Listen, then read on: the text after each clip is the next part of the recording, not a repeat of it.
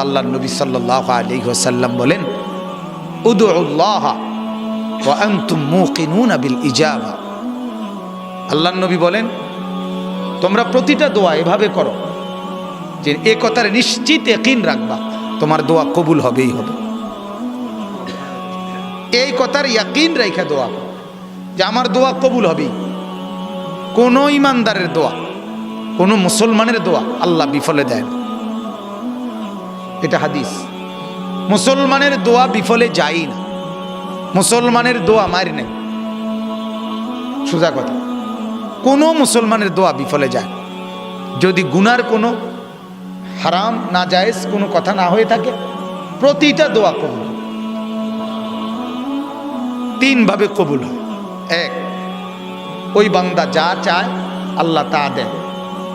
দুই, বান্দা যা চায় তা না দিয়ে আল্লাহ তাআলা তার কল্যাণ জানে। আল্লাহ যে এটা যদিও সে চাচ্ছে, তার কাছে মনে হইতেছে এটাতেই কল্যাণ, আল্লাহ জানে এটা আসলে তার জন্য কি না। তো আল্লাহ তাআলা এই দোয়ার বরকতে তার কোনো বিপদ মুসিবত দূর করে দেয়। তিন নাম্বার, যা চেয়েছে তাও দেয় নাই, দোয়ার বদৌলতে বিপদ দূর করে নাই, বরং দোয়াটাকেই একটা নেক আমল হিসাবে আল্লাহ আমল নামার মধ্যে জমা করে রাখে, হাসরের দিন মিজানের পাল্লায় নেকি হিসাবে তুলে দিবে। তাহলে বৃথা গেল কি? এই জন্য কোনো মুসলমান হারাম দোয়া না করলেই হয়। গুনার কোনো জিনিস না চাইলে প্রত্যেকটা ভালো দোয়া সব কবুল হয়। কিন্তু সেটার এই জন্য নবীজি বলছে দোয়া এভাবে করবা যে নিশ্চিত আমার দোয়া কবুল হচ্ছে কোনো না কোনো সুরতে, তিন সুরতের কোনো না কোনো একটা আমি পাবো। এই জন্য দোয়া করতে থাকে। হাদিসের মধ্যে আছে, এই জন্য আল্লাহ নবী সাল্লাল্লাহু আলাইহি সাল্লাম বলছেন, দোয়া করতে কখনো বিরক্ত হবা না, দোয়া করতে কখনো ক্লান্ত হবা না। আল্লাহ নবী সাল্লাল্লাহু আলাইহি সাল্লাম বলেন, যতক্ষণ তোমরা তাড়াহুড়া না করবা ততক্ষণ তোমাদের দোয়া কবুল হতেই থাকবে। তো নবীজিকে জিজ্ঞাসা করছো, আমাল ইস্তেজাল, ইয়া রাসূলুল্লাহ তাড়াহুড়া কি? কয় যে এক লোক এভাবে বলা যে দাআউতু সুম্মা দাআউতু সুম্মা দাআউতু, ভাই আমি একবার দোয়া করছি, আবার দোয়া করছি, আবার দোয়া করছি, ফালাম ইয়াস্তাজিবলি, আল্লাহ আমার দোয়া কবুল করে নাই, ওয়া তারাকা, ফলে এখন ছেড়ে দিছি। অনেক লোক দেখবেন বলে, অনেক হুজুর আপনাকে কথা মতো শুননা চাইছি, 15 দিন টানা নামাজ পড়ে চাইছি। বাপরে 15 দিন, মানে যেমনে কইতে আছে মনে যেন বিরাট এহসান করছে আমগোর উপরে, ইসলামের উপরে উনি একটা মানে করুণা করছে, বিরাট দয়া করছে যে 15 দিন 15 দিন 15 রূপে যে দাঁতা দিছে, 15 দিন আপনাদের কথা মতো কি করে চাইছে, নামাজ পড়ে চাইছে। একই দশা হুজুর, ডাক্কেও চাইছি যে দশা, না ডাক্কেও হেয়ে দশা, কোনো পরিবর্তন নাই। আশ্চর্য কথা, 15 দিন 20 দিন 6 মাস 9 মাসে, হ্যাঁ। অথচ হযরত নূহ আলাইহিস সালাম ওনার কওমকে 950 বছর একটানা ডাকছে। এমনও ফ্যামিলি ছিল, অগণিত ফ্যামিলি, যেই ফ্যামিলিতে 950 বছর একজন লোকই মানানে নাই কোনোদিন, কিন্তু তবুও তিনি তাদেরকে আল্লাহর কথা বলে গেছে। ওনার বলা উনি বলেই গেছে, ওনার বলা উনি বলেই গেছে। নবীজি সাল্লাল্লাহু আলাইহি সাল্লাম তার চাচা আবু তালেবকে একটানা 10 বছর ইমানের দাওয়াত দিয়ে গেছে, 40 থেকে 50 বছর। নবীজির বয়স যখন 50 তখন তিনি ইন্তেকাল করছেন। এজন্য আমার ভাই, আমার এটা মূল কথা, প্রথম এই কয়জন 2-4-10 জন যে কয়জনই বসছেন, আপনাদের কাছে আমার প্রথম কথা, একজনও যদি শুনেন বুঝেন, তো এই কথাটা বুঝেন যে আল্লাহর কথা শুনবার ক্ষেত্রে দিলের মধ্যে গাফলত থাকলে হয় না। কোনো গাফেলকে আল্লাহ তাআলা দ্বীন দেয় না। এজন্য কোরআনুল কারীমের মধ্যে আল্লাহ তাআলা বলছেন, ওয়ালা তাকুম মিনাল গাফিলিন, বান্দা তুমি গাফেলদের অন্তর্ভুক্ত হইও না। কিসের অন্তর্ভুক্ত হইও না? এজন্য আমার ভাই তুমি অল্পই শোনো, কোনো মানা নাই, কিন্তু যেটুকু শোনো মনোযোগ দিয়ে খুব খেয়াল করো, তাহলে ফায়দা হবে, উপকার। উপকার তো দরকার। বছরের পর বছর আমি ওয়াজ শুনলাম, কত বক্তা আমি চিনলাম, শুনলাম, সব বক্তাই তোমার কাছে ভালো লাগলো, শুনলাম, কিন্তু আমার চেহারার কোনো পরিবর্তন নাই, আমার কথাবার্তার কোনো পরিবর্তন নাই, আমার আখলাকের কোনো পরিবর্তন নাই, আমার চাল চলনের কোনো পরিবর্তন নাই। কি ফায়দা আসে? কথা বলেন না। আমি ফানিয়ে দিয়ে গেলাম গাছটাতে, কিন্তু গাছটাতে মরে যেতেছে। আমি কলটা চিপেই গেলাম, কিন্তু কলসটাতে ফোরেন না, কলসটা তো ওই মাথা। তাহলে এখানে কল চিপলে কি লাভ? এই জন্য আমার অনুরোধ, আমি সব সময় বলি, প্রতিদিন আমার কথা এটা, ইখলাস, আন্তরিকতা, ইখলাস, নিষ্ঠা, এটা এত বড় নিয়ামত। আল্লাহ কোরআনে বলছে, কোন কাফের যদি মাছ পথের সমুদ্রে, দরিয়ার মধ্যে, জাহাজে, নৌকাতে পড়ে, তুফানের মধ্যে বা বাতাস ছুটে, সেখানে যদি কোনো কাফের বেঈমান আমি আল্লাহকে ওই টাইমটুকু এক নিষ্ঠার সাথে ডাকে, আল্লাহ বলেন আমি ওই বেঈমানরেও নিষ্ঠার সাথে শুধু আমারে ডাকলে আমি উদ্ধার করে দিই। এটা কোরআনের আয়াত। ফাইদা রাকিবু ফিল ফুলকি দাআউল্লাহ মুখলিসিনা লাহুদ্দিন ফালাম্মা নাজ্জাহুম ইলাল বাররি ইদা হুম ইউশরিকুন। আল্লাহ বলে বেঈমান কাফেররা মাঝপথে নদীতে যখনই আক্রান্ত হয় আমাকে একবারে নিষ্ঠার সাথে ডাকে, আর এতে করে যখন আমি তাকে রক্ষা করি আর রক্ষা করে পারে নিয়ে আসি, আবার সে শিরিক করে, আবার মূর্তি পূজা করে। কিন্তু ওই ইখলাসের বরকতে ওই টাইমটুকু আমারে যে একনিষ্ঠভাবে ডাকছে, ওই বরকতে আমি পারে নিয়ে আসি। পাকিস্তানের একজন বড় বুজুর্গ আলেম আছেন, মুফতি শফি রহমতুল্লাহ আলাই, মুফতি আজম, উনি বলতেন নিষ্ঠা মানে যেই কোনো কাজের প্রতি গভীর আন্তরিকতা, এটা এমন একটা নিয়ামত, এটা যার মধ্যে আছে দুনিয়ার লাইনে যদি থাকে সে সফল, আখিরাতের লাইনে যদি থাকে সে সফল। কথাটা বুঝাইতে পারছি? আপনি দেখবেন দুনিয়াতে যারা আজকে শিল্পপতি, কোটি কোটি টাকার মালিক, অনেক কিছুর মালিক, তাদের জীবনের প্রথমটা আপনি শুনে নেন যে কি পরিমাণ দিবানিশি নিষ্ঠার সাথে, আন্তরিকতা, ওই কাজের প্রতি গভীর মনোযোগের সাথে কাজ করছে, যার ফলে সে আজকে তার লাইনে সফল।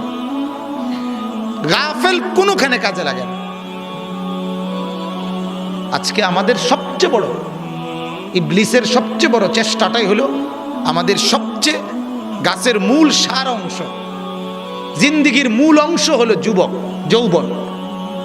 এজন্য সমস্ত বেঈমানের সবচেয়ে বড় ষড়যন্ত্র হলো যুবক বয়সটাকে গাফেল বানায় রাখা। কারণ জীবন গড়বার টাইম এই সময়, এই টাইমটা যদি তারে কোনো রকমে কি করা যায়, গাফেল বানায় রাখা যায়, এরপরে আর অসুবিধা না।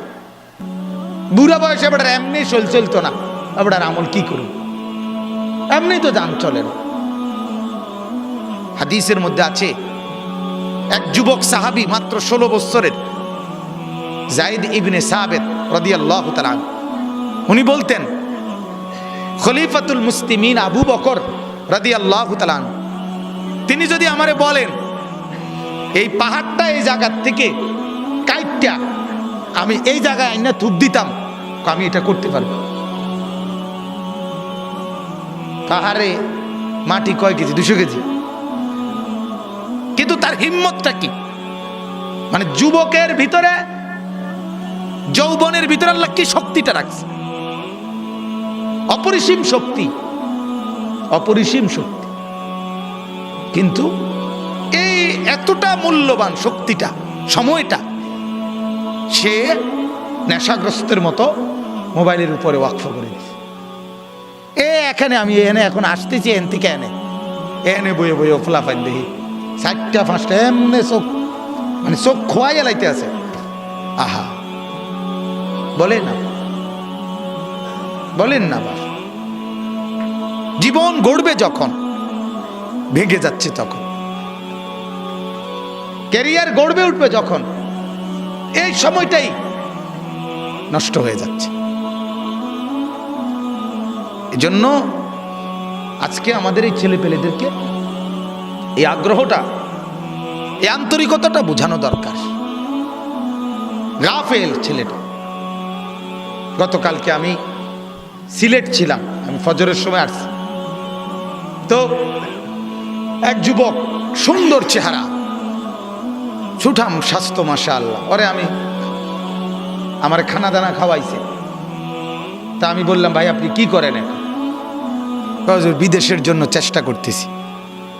আমি বললাম কতদিন হয়? প্রায় 1.5 বছর।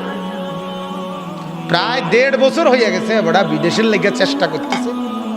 এইটাই ওনার বর্তমান পরিচয়, যে উনি বিদেশের লেগে চেষ্টা করতে আছে। আর বাকি চেষ্টা মানে কি, এখান থেকে লন্ডন যাওয়ার জন্য মাড়ি কাটতে আছে, সুরঙ্গ করতে আছে, যাতে চেষ্টা তো এইটাই, মানে এখান থেকে মাড়ি কাটতে কাটতে কাটতে কাটতে যেদিন লন্ডন পর্যন্ত মাড়ি কাটা শেষ হইব, সেই দিন উনি লন্ডন যাইব। নাহলে এটা চেষ্টা মানে কি? এই কথার উপরে সে 1.5টা বছর তার ফ্যামিলির উপরে বোঝা হইয়া ভাত খাইতে আছে, ঘুম যাইতে আছে, মোবাইল টিপতে আছে। মানুষে জিঙ্গালে কইতে আছে বিদেশে লেগে কি করতেছি, এটা কথা হইল? আপনি বলেন না, এটা কি একটা পরিচয় হলো? একজন শক্ত সামর্থ্য তাগড়া ছেলে এটা কি কইল? আমি পরে অনেকক্ষণ বুঝাই বললাম, আরে বাপ কি কও তুমি, বিদেশ যাইবা যেদিন যাইবা ওই দিনে না। যদি তোমার শোনো যে সিলেট এয়ারপোর্ট থেকে সকালে 11টায় ফ্লাইট, আমার তো ইচ্ছা তুমি মুসলমান সকাল 9টা পর্যন্ত কাম করবা, এরপরে 11টার ফ্লাইট ধরবা। উচিত তো ছিল এটা না? তুমি 1.5 বছর কোনো পরিচয় নাই, এ কেমন জিন্দিগি? এরকম হাজার হাজার লাখ লাখ লক্ষ লক্ষ মুসলমান ছেলে পেলে জিন্দিগির কোনো লক্ষ্য উদ্দেশ্য জানে না। এই জন্য ভাই আমার অনুরোধ, যুব সমাজের উদ্যোগ, এই জন্য বললাম, এই উদ্যোগ মানে পরিবর্তনের উদ্যোগ। যুবক মানে ইনকিলাব, যৌবন মানেই পরিবর্তন, যৌবন মানেই নতুন জোয়ার, যৌবন মানেই কিছু করা, কিছু করা। এজন্য যুবক ইচ্ছা করিলে একটা সমাজের প্রত্যেক ঘরে ঘরে নেশার দ্রব্য চেষ্টা করলে পৌঁছাইতে পারে। যুবকরা আবার চেষ্টা করলে প্রত্যেক ঘরে ঘরে মুসলমানের সন্তানদেরকে নামাজিও বানাইতে পারে। এটা সম্ভব। আল্লাহ তাআলা কোরআনুল কারীমের মধ্যে আসহাবে কাহফ, ওই গুহার যুবক যারা গুহার মধ্যে ঘুমাইছিল, শুনছেন না আপনারা এই ঘটনা? 309 বছর ঘুমাইছে। ওই যুবকদের ব্যাপারে আল্লাহ বলছে, ইন্নাহুম ফিতিয়াতুন আমানু বিরাব্বিহিম ওয়া জিদনাহুম হুদান। আল্লাহ বলেন তারা ছিল যুবক, তারা আমার উপরে ঈমান আনছে, আমি আল্লাহ তাদের ঈমান বাড়ায় দিছি। তারা আনছে যে দূর, আমি বাড়ায় দিছি তার চাইতে বহু গুণ। ফলে আল্লাহ তাআলা বলেন তাদেরকে ঘুম পাড়াইয়া তোরা ঘুমা, আমি এই জালেম বাদশাকে, তার মৃত্যু হবে, তারপরে আরেকজন আসবে, তারপরে আরেকজন আসবে, তিনজন বাদশারা রাজত্বকাল চলে গেছে। 4র্থ নাম্বার বাদশা যখন বাদশা হইছে, তখন এই যুবকরা ঘুম থেকে উঠছে। আল্লাহ তাআলা বলছে, জমিন পবিত্র বাদশা দিয়ে এত করে ঘুমের তুড়া, তোদেরকে আমি রক্ষা করব। এজন্য আমার অনুরোধ, আমরা প্রত্যেকেই ভাইয়া এই ফিকির করো, যারাই শুনছ এতক্ষণ কেন শুনছিলাম, এবং নিজের মধ্যে যোগ বিয়োগ মিলাও। ইসলামের পথে উপকার কি, ইসলামবিহীন ক্ষতিটা কি, আমার জিন্দিগি সুন্দরভাবে এগুচ্ছে কিনা, আমার জীবনের একটা পরিচয় কি, আমি কি পরিচয় দাঁড়াইতেছি, বড় হইতেছি, সমাজে আমার অবস্থান কি হচ্ছে। যে ছেলেটা একটা ওয়াক্ত নামাজ পড়ে না, সমাজে তার মর্যাদাটা কি? যে ছেলেটা নারীর পিছনে মেয়ের পিছনে ঘোরে, সমাজে তার অবস্থানটা কি? এই 2-4 জন বন্ধু একত্রে, এদের একজনের কাছে আরেকজনের কদর, এটা দিয়ে তো হইল না। সমাজ আমাকে কি চোখে দেখে, মহল্লাবাসী আমাকে কি চোখে দেখে, এটা তো আন্দাজ করা যায়, বোঝা যায়। এই জন্য আমরা প্রত্যেকে আখিরাতের পুঁজি, পরকালের পুঁজি, আখিরাতের কিছু সম্বল যোগানো, এটাই আমাদের মাহফিলগুলোর মাকসাদ। কোনো প্রদর্শনী, কোনো লৌকিকতা, কোনো হুঙ্কার, এটা মূল উদ্দেশ্য না। মূল উদ্দেশ্য আল্লাহর সাথে জুড়ে দেওয়া, মূল উদ্দেশ্য আখিরাত টার্গেট বানায় দেওয়া, মূল উদ্দেশ্য জান্নাতের পথ চোখের সামনে খুলে দেওয়া। সাহাবায়ে কেরাম আল্লাহর নবীর সোহবতে এটা বুঝছেন, বুঝার পরে হালাত এমন হয়েছে যে ওনারা যেন চোখের সামনে জান্নাত জাহান্নাম দেখতে পাইতেন, নাকের মধ্যে ঘ্রাণ পাইতেন। হযরত আবু দুজানা, হাদিসে আছে উহুদের যুদ্ধের দিন হযরত আবু দুজানা নামে একজন সাহাবী, পুরা শরীরের মধ্যে প্রায় 82 থেকে 83টা বর্ষা বল্লমের আঘাত, ওনার শরীর ঝাঁঝরা করে ফেলছে। যখন উনি একেবারে রক্তাক্ত হয়ে পড়ে আছে, তখনও জান যায় নাই, রুহু যায় নাই। এই সময় একজন সাহাবী ওনারে ডাক দিয়া বলতেছে, আবু দুজানা, তোমার খুব কষ্ট হইতেছে না ভাই? তখন উনি আওয়াজ করে বলছে, আল্লাহর কসম, ইন্নী আজিদু রাইহাতাল জান্নাহ মিন উহুদ। আল্লাহর কসম বন্ধু, আমি আমার নাকে উহুদ পাহাড় থেকে জান্নাতের ঘ্রাণ পাচ্ছি। তাইলে উনি এটাকে ওনার জন্য কোনো ক্ষতি মনে করছে না, বরং উনি সৌভাগ্য মনে করতেছে। সৌভাগ্য, সৌভাগ্য। সাহাবায়ে কেরাম এভাবে যেন দেখতেন। এই জন্য কলিজার মধ্যে যদি আখিরাতের প্রেরণা না আসে, লক্ষ মাহফিলও ফায়দা আসবে না, লক্ষ বয়ানেও নসিহতেও ফায়দা আসবে না। এই জন্য আমি অনুরোধ করছি, আমরা আখিরাতের ফিকির করি।